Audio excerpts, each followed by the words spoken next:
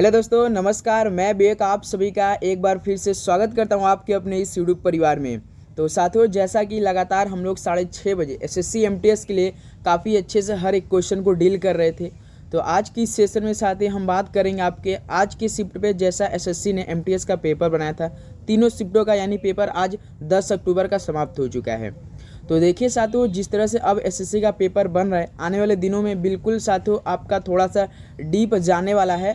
तो बिल्कुल हम आपके साथ जेन्युइन तरीके से बात करेंगे, पूरी ईमानदारी के साथ हम आपके साथ बात करेंगे कि आपको किस तरीके से तैयारी करना है और अपने आप को कैसे बिल्कुल बी पॉजिटिव के साथ रखते हुए जिनका भी एग्ज़ाम आने वाले शिफ्टों में है। ऐसा नहीं कि केवल 1-2 दिन अभी एग्ज़ाम बाकी है, अभी तो पूरे 1 महीना से ज़्यादा एग्ज़ाम बाकी है। पूरे 14 नवंबर तक एग्ज़ाम जाना है। तो अभी तक आपका 10 अक्टूबर हुआ है, आज 3 शिफ्टों का पेपर समाप्त हो चुका है। जिस तरह से आज का सवाल का लेवल का प्रश्न बना था एमटीएस के पेपर में, तो हम आपके साथ बिल्कुल ईमानदारी से बात कहेंगे। तो साथ ही देखिए, आपको तो डेली क्लास लेना ही लेना है, बल्कि अब आपको क्या करना है, खुद से साथियों पढ़ना है। यदि अब जिनका भी एग्ज़ाम आने वाले शिफ्टों में होने वाला है, तो दोस्त हम आपके साथ हैं, आपके भाई के तौर पे कह रहे हैं कि आप अपने से अधिक पढ़ने का प्रयास कीजिए। अब आप लोग ऑनलाइन के चक्कर में मत पड़िए भाई। जिनका भी एग्ज़ाम है, तो देखिए मैं भी क्लास कराता हूं, लेकिन भाई देखिए आपके हित में मैं सोच रहा हूं कि अब जब भी आपका एग्ज़ाम आने वाले शिफ्ट में है, आप अधिक से अधिक क्वेश्चन अपने से करने का प्रयास कीजिए, क्लास लीजिए। देखिए किस तरह के सवाल हम आप लोग के लिए प्रोवाइड कर रहे हैं, लेकिन सबसे बड़ी बात है कि आपको खुद से तैयार करना है भाई। सभी से रिक्वेस्ट कर रहे हैं भाई। देखिए एग्ज़ाम है आपका तो बहुत अच्छी बात है, आपका एग्ज़ाम की तैयारी बहुत अच्छी है। बस अब से आप अपने अधिक से खुद से प्रयास किए रिवीजन करने का, क्योंकि यही आपके लास्ट दिनों में रामबाण साबित हो सकता है। तो आज की शिफ्ट में साथियों, जिस तरह से एसएससी ने आज तीनों शिफ्टों का पेपर एमटीएस का बनाया था, उसके लेवल का आज हमारे सेशन में आपका टोटल नंबर आप क्वेश्चन 50 क्वेश्चन में बात करने वाले हैं, याद रखिएगा। और पेपर से पहले रट्टा लगा लीजिए, क्योंकि थोड़ा सा जो क्वेश्चन इसमें सते वैसा लिया गया जो आपकी परीक्षा में बन सकता है, प्लस आपका 2023 का करंट अफेयर का भी सवाल इसमें ऐड किया हुआ है। ओके, चलिए तो सेशन को स्टार्ट करते हैं। क्लास की टाइमिंग सुबह 8 बजे रहती है, दोपहर में 12:30 बजे रहती है और शाम को 6:30 बजे रहती है। ओके, चलिए तो देखते हैं आज का पहला प्रश्न क्या दिया है। वर्ष 2015 में भारत के योजना आयोग के स्थान पर किस संस्था की स्थापना की गई? तो वर्ष 2015 में जो भारत की योजना आयोग के स्थान पर किस संस्था की स्थापना की गई थी? तो साथ ही ये नीति आयोग की। ऑप्शन है बिल्कुल राइट ऑप्शन। और इसके अध्यक्ष कौन होते हैं? तो याद रखिए पीएम साहब होते हैं, प्रधानमंत्री जी इसके खुद के अध्यक्ष होते हैं, याद रखेंगे। चलिए अगला सवाल देखते हैं आपका, क्वेश्चन नंबर सेकेंड। 23 मई 2023 को भारतीय प्रतिस्पर्धा आयोग में अध्यक्ष के रूप में किसने पद संभाला? तो याद रखेंगे साथी रवनीत कौर ने संभाला। तो ऑप्शन यहाँ से क्या आ जाएगा हम लोग का, यहाँ सेकंड का ए ऑप्शन बिल्कुल करेक्ट ऑप्शन हो जाएंगे। ओके, चलिए नेक्स्ट नंबर देखते हैं आपका, क्वेश्चन नंबर थर्ड।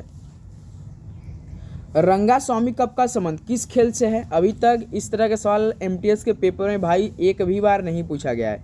अब आने वाले शिफ्ट में हो सकता है पूछा जा सकता है। तो रंगास्वामी कप का संबंध किस खेल से है? तो हॉकी से है, याद रखेंगे। यहाँ से डी ऑप्शन क्या हो रहा है, बिल्कुल हम लोग का राइट ऑप्शन हो जाएंगे।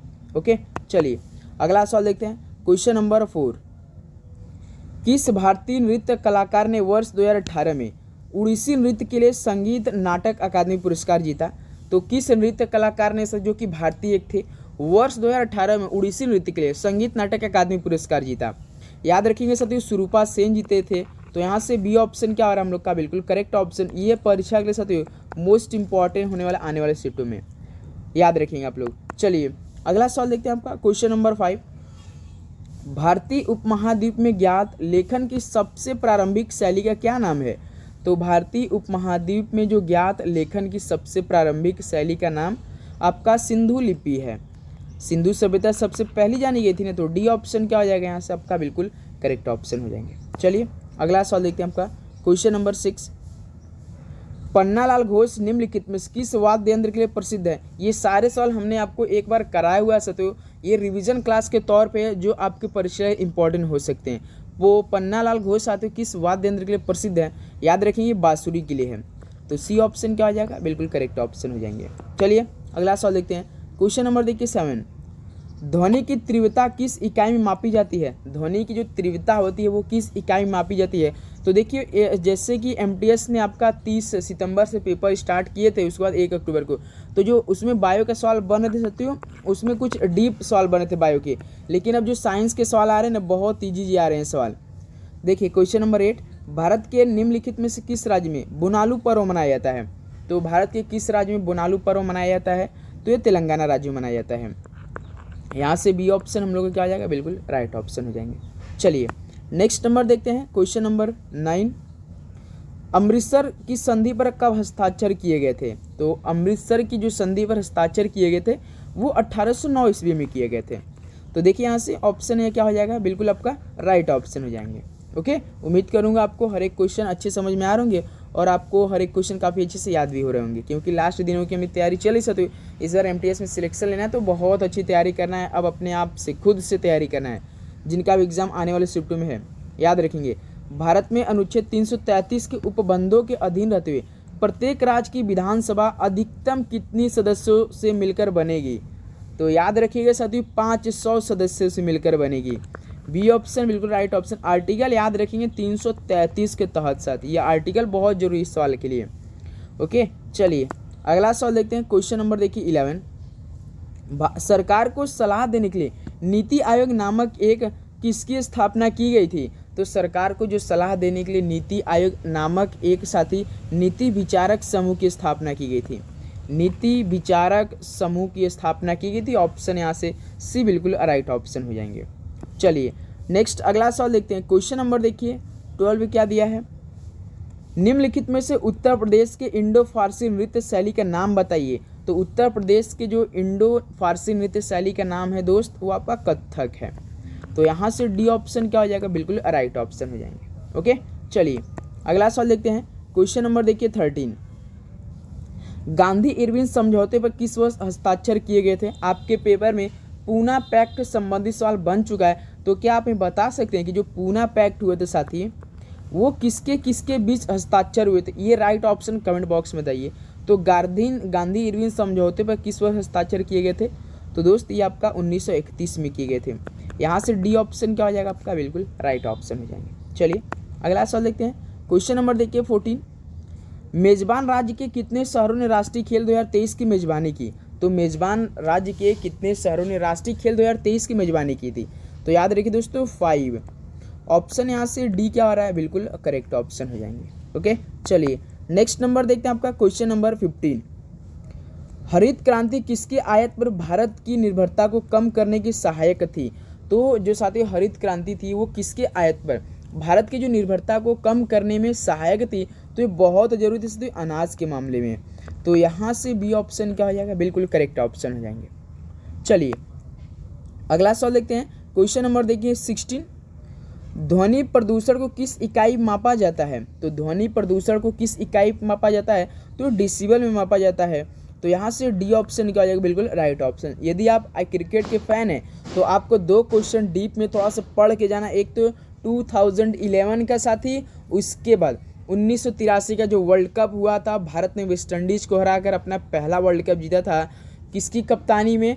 तो कपिल देव की कप्तानी में। प्लस आपको सबसे पहले टेस्ट कप्तान के भारत का याद रखना है। उसके बाद दोस्त स्वतंत्र भारत के वनडे मैच के सबसे पहले कप्तान, इस तरह का आपका, और T20 वर्ल्ड कप, इस तरह का जो 3-4 जो इम्पोर्टेंट आपका वर्ल्ड कप मैच हुआ है क्रिकेट से, उसको याद करिएगा आप लोग। भारत के किस पंचवर्षीय योजना के अंत में देश में 5 IIT स्थापित किए गए थे? तो दोस्त जो आपकी पहली पंचवर्षीय योजना थी, जो कि 1951 में स्टार्ट हुई थी, जो कि 1956 के बीच में चली थी, इसमें साथ ही 5 IIT स्थापित किए गए थे, याद रखेंगे आप लोग। चलिए अगला सवाल देखते हैं, क्वेश्चन नंबर देखिए 18, उस्ताद बिंदा खान का संबंध किस वाद्य यंत्र से था? तो उस्ताद बिंदा खान का संबंध सारंगी से था। तो यहाँ से दोस्त हम लोग का बी ऑप्शन क्या हो जाएगा, बिल्कुल राइट ऑप्शन हो जाएंगे। ये इंपॉर्टेंट सवाल परीक्षा की दृष्टि से आने वाले एग्जामों में। नेक्स्ट नंबर देखते हैं आपका, क्वेश्चन नंबर देखिए 19, भारत में 11वीं पंचवर्षीय योजना का समयावधि क्या थी? तो भारत में जो 11वीं पंचवर्षीय योजना थी साथियों, इसकी टाइम पीरियड हमेशा याद रखिए, सवाल आपके पेपर में पूछा जा सकता है। तो 2007 साथियों लेकर 2012 तक, 2007 से लेकर 2012 के बीच में थी। तो यहाँ से डी ऑप्शन क्या आ जाएगा हम लोग का, बिल्कुल करेक्ट ऑप्शन हो जाएंगे। चलिए अगला सवाल देखते हैं आपका, क्वेश्चन नंबर देखिए 20, बैंकिंग विनियमन अधिनियम कब पारित किया गया था? तो बैंकिंग विनियमन अधिनियम जो अधिनियम था साथियों पारित किया गया था 1949 में। ये मोस्ट इंपॉर्टेंट सवाल है। ऑप्शन है बिल्कुल यहाँ से आपका राइट ऑप्शन हो जाएंगे। चलिए अगला सवाल देखते हैं। क्वेश्चन नंबर देखिए 21। भारत में किस धर्म की जनसंख्या बहुसंख्यक है? तो भारत में जो किस धर्म की जनसंख्या बहुसंख्यक है साथियों? तो हिंदू धर्म की है। बी ऑप्शन क्या हो जाएगा यहाँ से आपका राइट ऑप्शन हो जाएंगे। चलिए नेक्स्ट अगला सवाल देखते हैं आपका क्वेश्चन नंबर 22। हॉर्नबिल महोत्सव निम्नलिखित में से कौन सी मूल जनजाति अपनी संस्कृति और परंपराओं का प्रदर्शन करती है? हॉर्नबिल आपका 10 दिनों तक नागालैंड में मनाया जाता है। तो साथ ही ये आपके नागा जनजाति अपनी संस्कृति और परंपराओं का प्रदर्शन करती हैं। ऑप्शन है यहाँ से बिल्कुल करेक्ट ऑप्शन हो जाएंगे। चलिए अगला सवाल देखते हैं। क्वेश्चन नंबर देखिए 23। हरित क्रांति की शुरुआत वर्ष 1965 में हुई और किस पंचवर्षीय योजना 1961-66 के बीच थी? तो यहाँ पे आप देख सकते हैं कि 1961-66 कौन सी नंबर की पंचवर्षीय योजना हुई थी? पहली तो आपका 51 से 56 के बीच में हुई थी, दूसरी आपका 56 से 61 के बीच में हुई थी, तीसरी आपकी 61 से लेकर 66 के बीच में हुई थी। याद रखेंगे तो तृतीय पंचवर्षीय योजना आएगा। बी ऑप्शन क्या आ जाएगा बिल्कुल राइट ऑप्शन। और हरित क्रांति की शुरुआत 1965 में हुई थी। चलिए अगला सवाल देखते हैं आपका क्वेश्चन नंबर देखिए 24। निम्नलिखित में से कौन सा मौर्यकालीन शिलालेख वर्तमान भारत में स्थित नहीं है? अभी तक हर शिफ्ट में साथियों अशोक से सवाल आपके पेपर में आया हुआ है। तो इनमें से जो आपका कंधार है साथियों ये मौर्यकालीन शिलालेख वर्तमान भारत में स्थित नहीं है। ऑप्शन यहाँ से हम लोग का राइट ऑप्शन हो जाएंगे। चलिए नेक्स्ट नंबर देखते हैं आपका क्वेश्चन नंबर 25। पंडित रविशंकर किस वाद्य यंत्र के वादक थे? तो पंडित रविशंकर ये सितार के प्रमुख वाद्य यंत्र के वादक थे। तो डी ऑप्शन मेरे भाई यहाँ से आपका राइट ऑप्शन हो जाएंगे। ओके तो साथियों आप सभी से रिक्वेस्ट रहता है कि चैनल पे जितने भाई हैं वो जरूर सब्सक्राइब करके बेल नोटिफिकेशन जरूर ऑन करें, क्योंकि दोस्तों अब आपकी तैयारी बहुत अच्छी होगी। जिस तरह से एमटीएस की एग्जाम चला आपको डेली के तो क्लास प्रोवाइड करेंगे, लेकिन हम आपके साथ ही हम टीचर के रूप में नहीं आपके दोस्त आपके भाई के तौर पे काम करते हैं भाई। इसलिए देखिए आपको खुद से तैयारी करना। हम डेली बोल रहे हैं भाई क्योंकि एमटीएस में एग्जाम ऐसा रहे, क्योंकि ऑनलाइन के चक्कर में उतना सवाल नहीं मिल पा, लेकिन हम आपको तो जानकारी लेना बहुत जरूरी है, क्योंकि ऑनलाइन ही ऐसे प्लेटफॉर्म है जो कि आपको जानकारी दे सकता है और किस लेवल का आपके पेपर में सवाल बन सकता है। तो बिल्कुल हम अपना पूरा काम करते हुए आपको बताने की नोटिफिकेशन ऑन कीजिएगा। भारतीय संविधान कौन सा अनुच्छेद भारत के वित्त आयोग से संबंधित है? तो अनुच्छेद 280 है मेरे भाई। बी ऑप्शन क्या हो जाएगा आपका बिल्कुल करेक्ट ऑप्शन हो जाएंगे। चलिए दोस्त अगला सवाल देखते हैं। क्वेश्चन नंबर देखिए 27। हर्षवर्धन का राजवंश कितने विशिष्ट प्रकार के प्रदेशों में विभाजित था? तो हर्षवर्धन का जो राजवंश था वो साथ ही याद रखिए 2 मतलब की प्रकार के प्रदेशों में विभाजित था। ऑप्शन यहाँ से क्या हो जाएगा बिल्कुल करेक्ट ऑप्शन हो जाएंगे। चलिए नेक्स्ट नंबर के देखते हैं आपका क्वेश्चन नंबर 28। 9 अगस्त 2023 तक प्रधानमंत्री जनधन योजना यानी पीएमजेडीवाई के अंतर्गत मध्य प्रदेश में कितने परसेंटेज परिवारों का जनधन खाता खुलवाया गया है?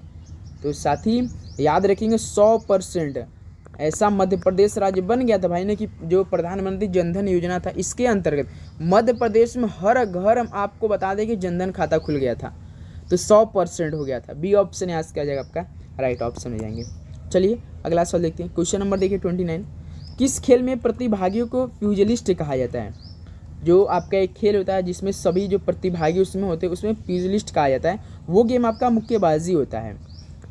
ऑप्शन है बिल्कुल राइट ऑप्शन। और हाँ एक बात आपसे कहने की, यदि आप लोगों ने आज सुबह वाली 8 बजे वाली क्लास और दोपहर की 12:30 बजे वाली क्लास नहीं देखा तो जरूर देखिए, क्योंकि वो क्लास आपके लिए अति महत्वपूर्ण रहता है भाई। हम आपके साथ जो बताते हैं डेली हम आपको कहते हैं कि दोपहर के 12:30 बजे और सुबह की 8 बजे वाली क्लास वेरी मस्ट इंपॉर्टेंट रहती है, क्योंकि देखिए आपका सुबह 8 बजे तो मॉडल पेपर हम प्रोवाइड करते हैं, उसके बाद दोपहर में 12:30 बजे आपके जो इंपॉर्टेंट टॉपिक जो पेपर हुआ रहता है बिल्कुल वैसा प्रश्न पेपर के लिए हम करवाते हैं। तो 2011 की जनगणना के अनुसार किस राज्य में महिला साक्षरता दर सबसे कम है? तो दोस्त ये आपका राजस्थान में है। सबसे अधिक आपका किस में हो जाएगा आपको याद रखना है केरल में है, याद रखिएगा। और साक्षरता के मामले में राज्य भी सबसे अधिक कौन है? तो वो केरल ही है। देखिए क्वेश्चन नंबर 31। फीफा विश्व कप 2022 निम्नलिखित में से किस देश ने जीता? तो फीफा विश्व कप 2022 किस देश ने जीता है? तो साथ ही अर्जेंटीना ने जीता है। कहाँ पर हुआ था? तो कतर में हुआ था। याद रखेंगे डी ऑप्शन क्या हो जाएगा यहाँ सबका राइट ऑप्शन हो जाएंगे। चलिए अगला सवाल देखते हैं आपका। क्वेश्चन नंबर देखिए 32।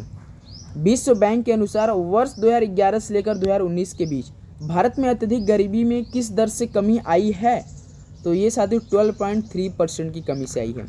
ऑप्शन ए आपका यहाँ से क्या हो जाएगा, बिल्कुल करेक्ट ऑप्शन हो जाएंगे। ओके, चलिए अगला सवाल देखते हैं। क्वेश्चन नंबर देखिए 33। बोहाग बिहू को और किसके नाम से भी जाना जाता है?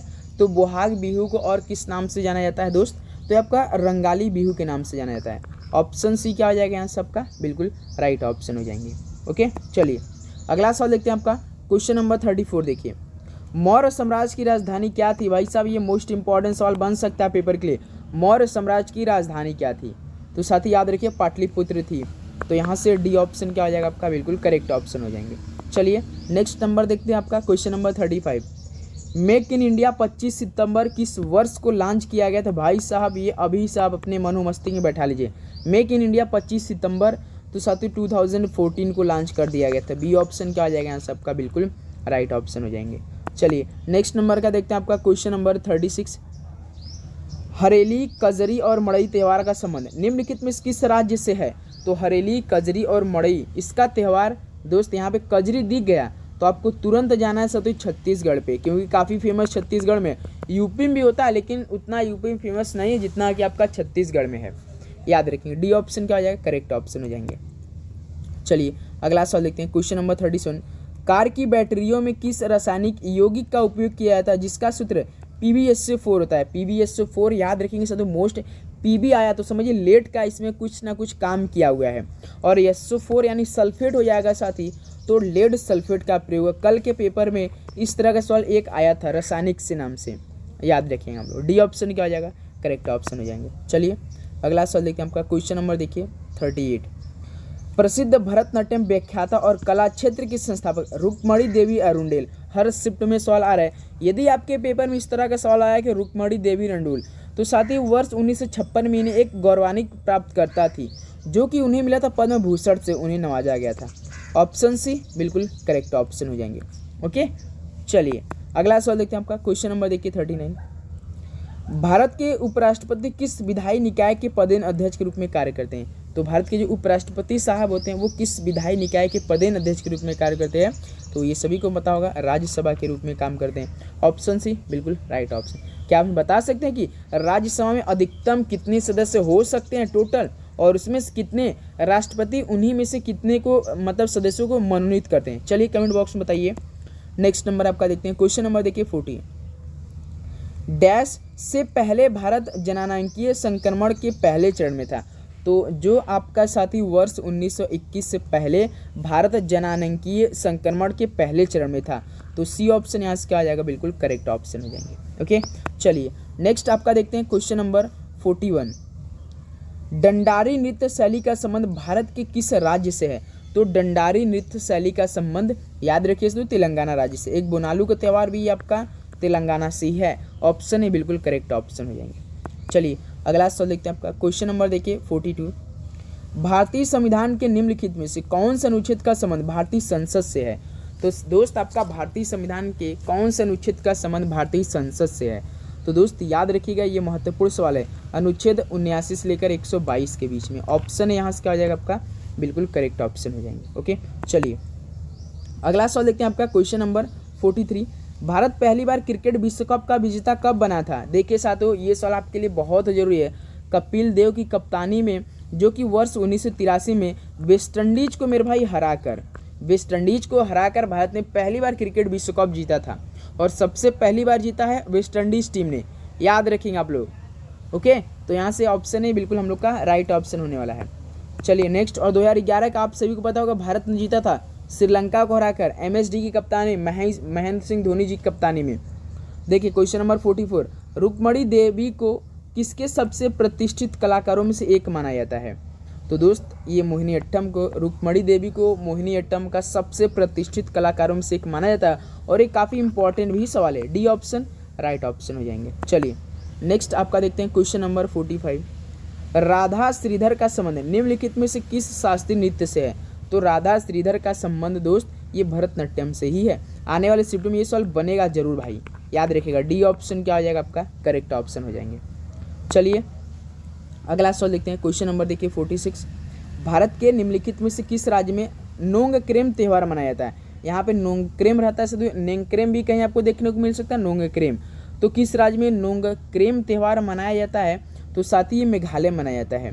तो यहाँ से डी ऑप्शन क्या हो जाएगा आपका, बिल्कुल करेक्ट ऑप्शन हो जाएंगे। ओके, चलिए अगला सवाल देखते हैं आपका क्वेश्चन नंबर 47।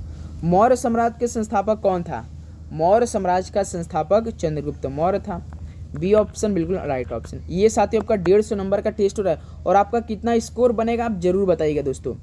त्रिशूर पूरम उत्सव किस राज्य में मनाया जाता है? तो त्रिशूर पूरम उत्सव ये केरल राज्य में मनाया जाता है। ऑप्शन ए यहाँ से क्या हो जाएगा आपका, बिल्कुल राइट ऑप्शन हो जाएंगे। ओके, चलिए नेक्स्ट नंबर आपका देखते हैं क्वेश्चन नंबर 49।